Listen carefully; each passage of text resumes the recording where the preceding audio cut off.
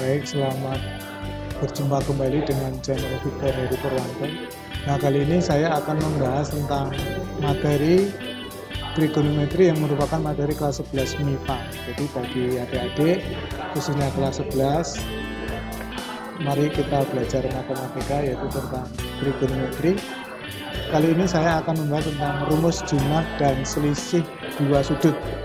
Nah, itu nampak di layar Anda adalah peta konsep tentang trigonometri yang bakal kita bahas ya di kelas 11 MIPA. Yang akan kita bahas adalah rumus jumlah dan selisih dua sudut, yaitu rumus dari kosinus A tambah atau kurangi B, rumus sinus A tambah atau kurangi B, dan rumus tangen A tambah atau dikurangi B. Sementara rumus-rumus yang lain nanti akan kita bahas pada pertemuan yang akan datang. Oke, kita mulai dari materi ajarnya untuk rumus trigonometri jumlah dan selisih dua sudut. Baik. Yang pertama rumus sinus A tambah beta atau alfa tambah beta dan kosinus alfa tambah beta.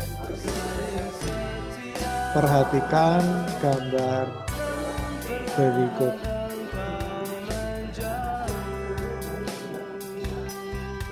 Ya, ini gambarnya. Nah, dari gambar ini nanti bisa kita nyatakan untuk segitiga ABC. Perhatikan segitiga ABC. Siku-siku di B, di sini sudutnya adalah alfa untuk di sini. Nah, nilai dari sinus alfa adalah hasil dari perbandingan BC dengan AC. BC garis tinggi, AC adalah sisi miringnya ya dalam segitiga ABC ya. Jadi AC sisi miring, BC tinggi, jadi apa per apa? Ya, BC per AC. Nah, dalam hal ini bisa kita nyatakan BC sama dengan AC dikalikan sinus alfa. Sedangkan untuk yang kosinus alfa, perbandingannya adalah sisi sampingnya yaitu AB dibagi dengan sisi miringnya AC ya. Jadi hasilnya seperti ini. Sehingga AB dapat dinyatakan sebagai ya AC kosinus alfa. Oke, sekarang dalam segitiga ACE. ACE ini segitiga ACE. Sama ya, dalam segitiga ACE sama. Sinus beta ya, sekarang sinus beta ini beta. Itu garis tingginya adalah EC, jadi nanti EC bermiringnya AE, jadi bisa kita tulis EC. Nah, sehingga EC dapat dinyatakan sebagai AE dikalikan sinus beta. Sedangkan untuk kosinus itu perbandingannya adalah AC per AE ya, AC per AE. Sehingga nah AC dapat ditulis AE kosinus. Nah, kita perlu bentuk suatu catatan. Coba kita perhatikan. Yang pertama sudut BAC. BAC. Nah, sudut BAC itu sama dengan sudut yang mana saja dalam segitiga yang kita gambar di sini nih.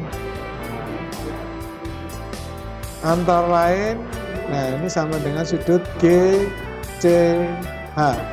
GCH yang ini ya, sudut GCH. Dan yang satu lagi nih sudut yang di E nih ya, HEC ya, sama dengan sudut HEC. Oke, berarti ini adalah alfa ya, adalah alfa. Oke, sekarang dalam segitiga AFE, perhatikan dalam segitiga AFE berlaku apa? Perhatikan.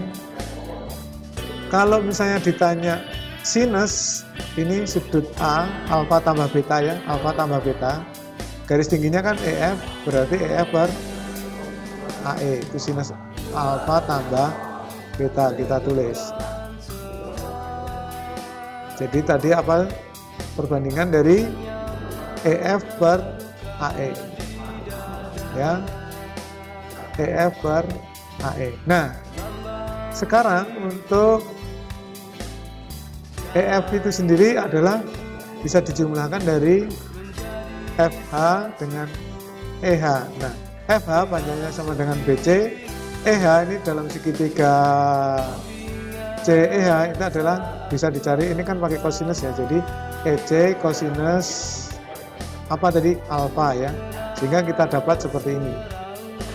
Oke, nah BC, nah kemudian EC sendiri, EC adalah di sini, nah ini EC adalah AE sinus beta, BC apa BC, BC adalah AC sinus alfa, jadi bisa kita ganti seperti berikut ini. Nah ini masih ada AC ya, belum AC. Ini ada AE semua nanti akan kita nyatakan ke dalam AE, sehingga AC kalau dinyatakan dengan AE adalah AC AE ini kosinus beta, kita ganti seperti itu, sehingga ini sudah dalam AE. Dalam hal ini AE bisa kita faktorkan keluar ya, faktorkan keluar. Nah sehingga kita dapat ini AE bisa dibagi AE. Nah ini dapat rumus ya.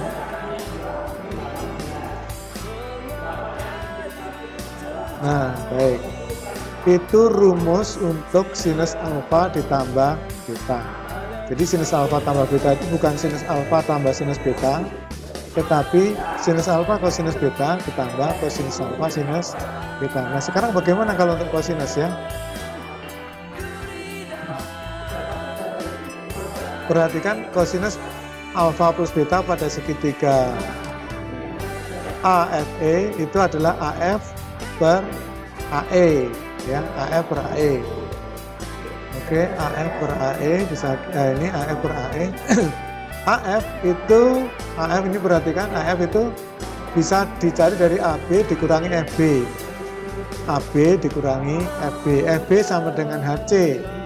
Nah, HC kan di depan sudut alfa ya, karena sudut di sini alfa, berarti pakai sinus. Jadi nanti dapat diganti pakai sinus. Perhatikan. Jadi AB bisa diganti apa? AB, nah, AC cos alfa, sedangkan FB, panjangnya FB sama dengan apa? HC. HC tadi dapat diganti karena berada di depan sudut ini, alfa ya, dalam segitiga ECH, berarti EC sinus alfa, kita ganti seperti itu ya. Nah, ini untuk AC-nya sendiri bisa saya ganti dengan AE cosinus beta. Nah ini EC belum menjadi AE, maka EC dapat kita cari dari sini. Ini EC adalah AE sinus beta, maka EC dapat saya ganti dengan AE sinus beta. Sehingga ini sudah dalam AE semua, AE bisa kita faktorkan keluar kayak yang tadi.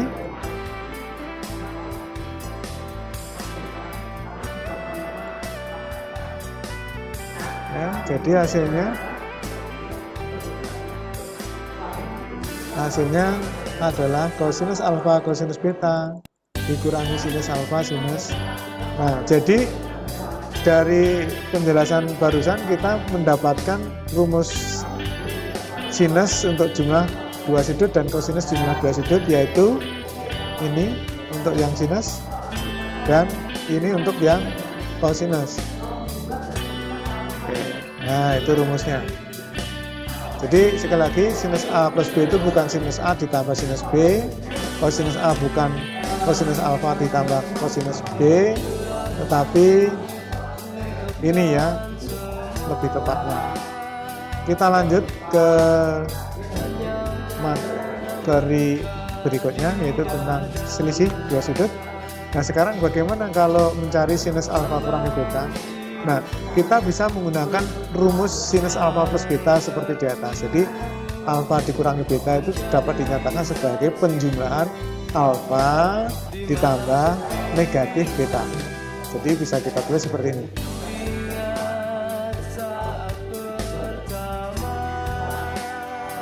Ya, gitu ya, dapat kita tulis. Sehingga, dengan rumus sinus alfa cos beta ditambah cos alfa sinus beta, rumusnya akan dapat seperti ini.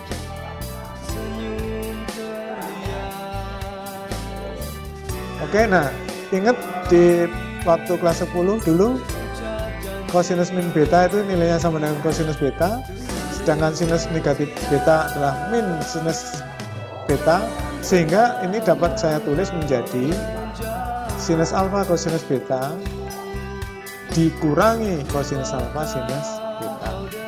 Dapat rumus. Bagaimana kalau yang kosinus? Caranya sama dengan yang tadi, dinyatakan sebagai bentuk penjumlahan, kemudian kita gunakan rumus kosinus alfa tambah beta, rumusnya seperti ini, sehingga kita dapatkan kosinus alfa kosinus beta ditambah sinus alfa sinus beta. Jadi dapat rumus selisih seperti ini. Cepat aja. Nah, ini dia rumusnya. Ini rumus sinus sama kosinus jumlah dan selisih dua sudut ya. Nah, sekarang bagaimana kalau untuk tangen? Nah, perhatikan contoh untuk tangen.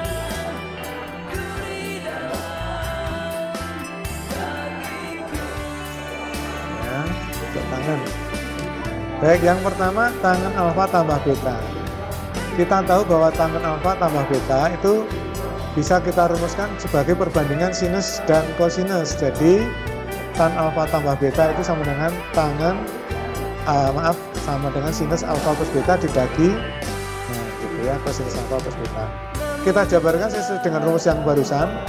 Sinus alfa plus beta dijabarkan menjadi sin alfa plus beta tambah cos alfa sin beta. Sedangkan cos alfa plus beta dirumuskan seperti itu. Nah karena ini tangan akan lebih baik kalau rumusnya dijadikan ke bentuk tangan ya. Supaya menjadi tangan, ini kita bagi pembilang dengan cos alfa cos beta dan penyebut dengan bagi yang sama atau dikalikan dengan 1/1 begitu. Sehingga hasilnya akan sama dengan tan alfa tambah tan beta dibagi 1 min tan alfa tan beta. Ini untuk rumus tan alfa tambah beta.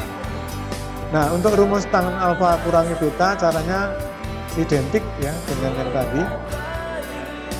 Tinggal dibagi sinus ini persis caranya. Oke, dapat rumus tangen ya. Nah, jadi untuk rumus tangen adalah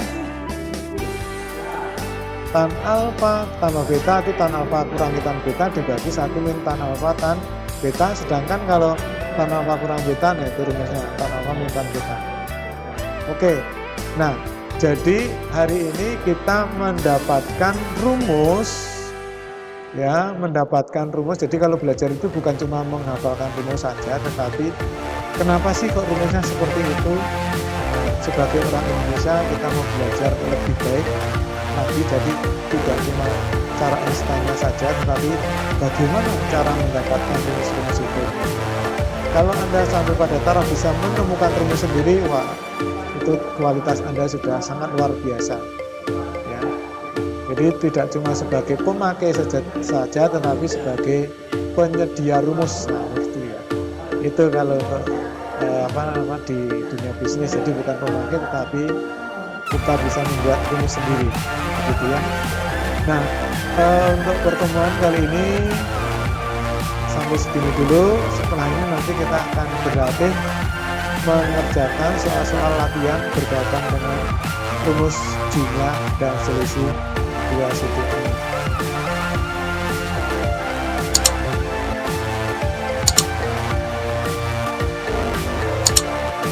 Silakan share video ini ke orang lain supaya orang lain juga boleh bisa belajar trigonometri dengan lebih mudah. Oke, dadah.